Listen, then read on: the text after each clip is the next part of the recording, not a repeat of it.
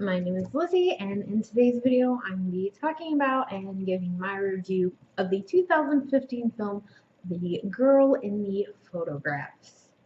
This film is about two psychopaths who target a young woman, a photographer, and a group of models at a secluded house. So going into this movie, much like anything I review or react to, I didn't know anything about it. Other than seeing some other reviews.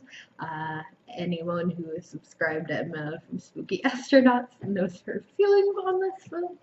But I decided, even with that information, that I'd go ahead and give it a shot just to see what I thought of it. And to be honest, I understand the bad reviews of this film. It has an IMDb rating of 4.5 out of 10. 15% on Rotten Tomatoes, and 32% on Metacritic, according to Google, it does say, however, 56% of Google users liked this movie, so a little more than half, which I don't necessarily get. For me, the concept of the movie seemed like a really good idea. You have these two killers who you don't really know anything about. They don't tell you anything about them, which was kind of annoying. I would have liked to know a little bit more about their relationship, how they knew each other. They didn't even try to do like a quick explanation of how these two guys know each other or any information about them. So you really know nothing about the killers, which, like I said, would have been nice to have a little bit more information on them, but maybe they did that to make them seem more scary or like they were doing this more randomly, but for me it just left with this missing information that would have been nice. And they basically, you realize in the film that pretty quickly that they are actually stalking a specific girl. They are kidnapping girls who are, and I guess, spoiler alert, I should have said in the beginning, I'm going to go into all the details of the film, so if you haven't seen it and you don't want anything spoiled, it's available to watch on Netflix in the US at least. So if you want, go watch it and then come back and watch my review. But basically, they start kidnapping girls who are friends with or in some sort of way related to this main girl that one of the boys is obsessed with. And you find that out pretty early on. And that was kind of another thing that bummed me out, was that you find out who these killers are. You see them fairly quickly in the movie. You're not really left wondering who it is.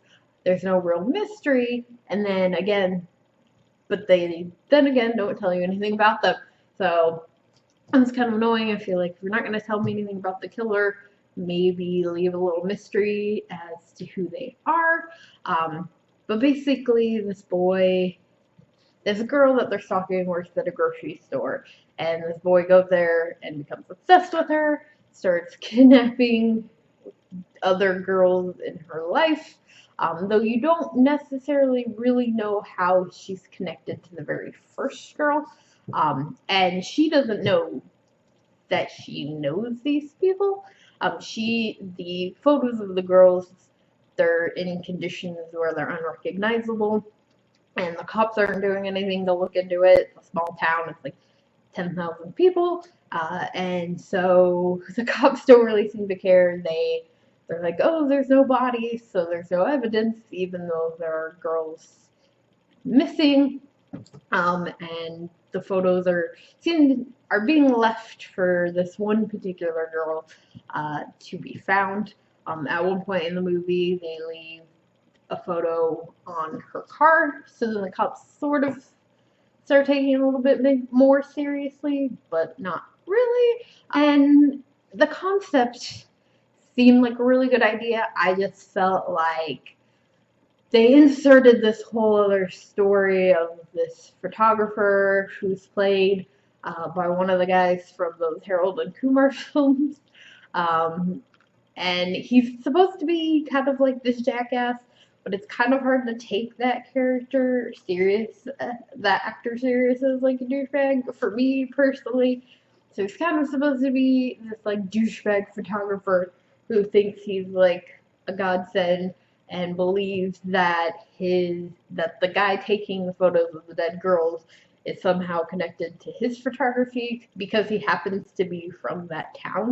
And they don't run anywhere with that. It's just literally that the guy is obsessed with this girl. It has nothing to do with this photographer, but they work him and his group of friends in, and then they end up connecting with this girl and finding out, that she's the one that's discovering the photo. And it just felt like an unnecessary add-in to the film. It took up a lot of time that could have been used, I think, to build the killers or even more information on this girl.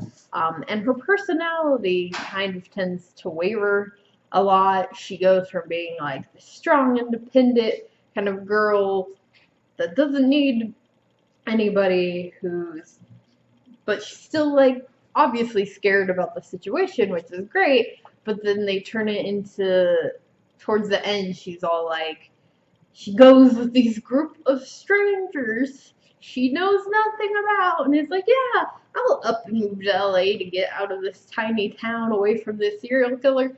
But like, you're going with strangers. You clearly have someone stalking you that you don't know who it is, and then you're like, yeah, let's pack up and go with these complete strangers, which is clearly like a super douche, to LA. That makes sense. And of course, that doesn't happen because you have the final killer scene. And that was another thing about the film that kind of bothered me, was this kind of, he's a serial killer. He has this very specific pattern. And I realized that maybe he snapped because he realized this girl was about to be taken away from him. So he just goes on this killer rampage and kills everybody. But it just doesn't go with the pattern of like a serial killer psycho dude. It just didn't make a lot of sense to me personally for him to suddenly go on this rampage of just killing everybody,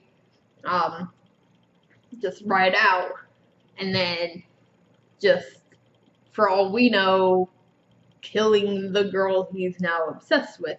Which I understand, like, that's usually what happens. They then kidnap the person that they're obsessed with, and then when that person, doesn't love them back for all that they've done for them, they end up killing them. And like, it comes around, and that was kind of the weird thing about the ending that I also didn't really get, and maybe someone can explain it a little better to me, is that it comes back around to this other girl that was in the very opening scene, who is actually played by the actress that did the voice of Kim Possible on Disney, and she was in Even Stevens. Anybody? I'm sure y'all know who I'm talking about. But it comes back around to like her finding a photograph of this girl that he was obsessed with, and like she was connected to kind of the first girl that gets kidnapped, and it's a whole thing. And that also didn't really make sense to me, because I was like, okay, so she's clearly connected to the first girl that was kidnapped, and is like now, I guess, his new obsession.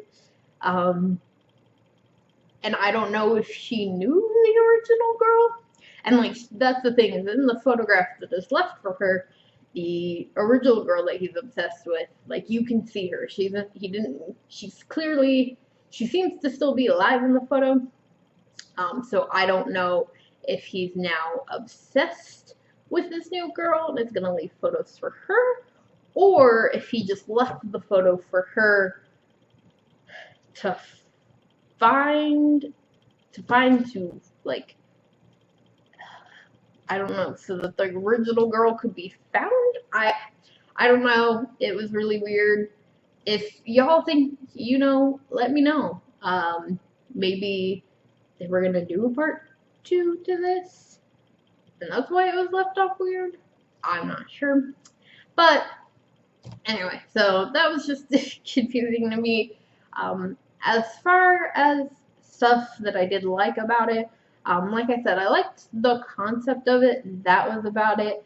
Main actress was really good. For the most part, the cast was really good.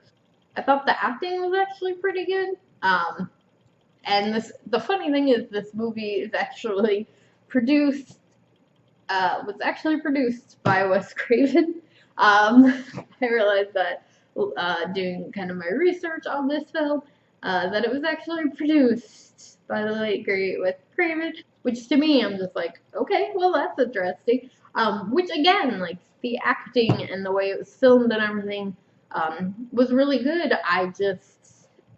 That whole added photographer story and kind of trying to connect all those people, I just felt like took away too much, and there could have been more information added. They could have focused more on the killers. They could have focused more on the main girl. They could have focused more on the killings, or even the torture behind it.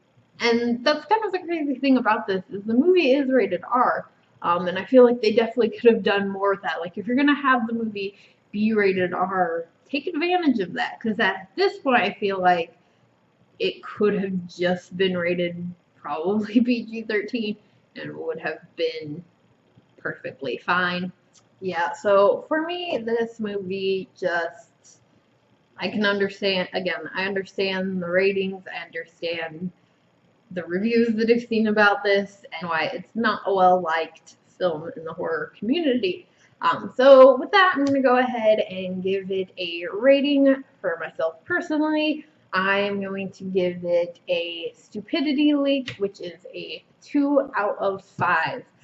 So if you've seen this film, tell me what you thought about it in the comments below. And if there are any movies that you want me to review, let me know in the comments below as well. Also, I'm going to try my hardest to do the 31 days of Halloween or 31 days of October on my channel. So if there's anything specific you would like me to review during the month of October, let me know that as well, and I will definitely take a look. I'm gonna try and stick to reviews of movies that I have not seen. So if you want to know what I have reviewed already, there is a link in the description below to all of my reviews, and to all things horror related on this channel. So that way, anything that's been on a top list as well, you can make sure to see if I have already talked about it on my channel. But I hope that you guys did enjoy this review. Quick shout out before I go to my Patreons. Thank you guys so much for contributing to the channel. If you guys want to know the perks to being a Patreon and how to do so, there's a link in the description below. It is something that I really want to start focusing on, obviously, as well as YouTube. So if you guys have any suggestions as well for things that you would like to see on Patreon, things that maybe, if you clicked the link and you thought, and then you've been like, well, maybe not, let me know why. That way I can just give you guys better options for things that you would like to see in the future. And yeah, obviously you don't have to, but it does help out the channel. If you want to do a one-time donation, I also have a link to my PayPal in the description below, which can also help. Obviously, you don't have to as well. Just watching and sharing and all of those things help. So if you did like this review, please do give it a big thumbs up. Make sure to hit the subscribe button for more horror-related content, and I will see you guys later with another video.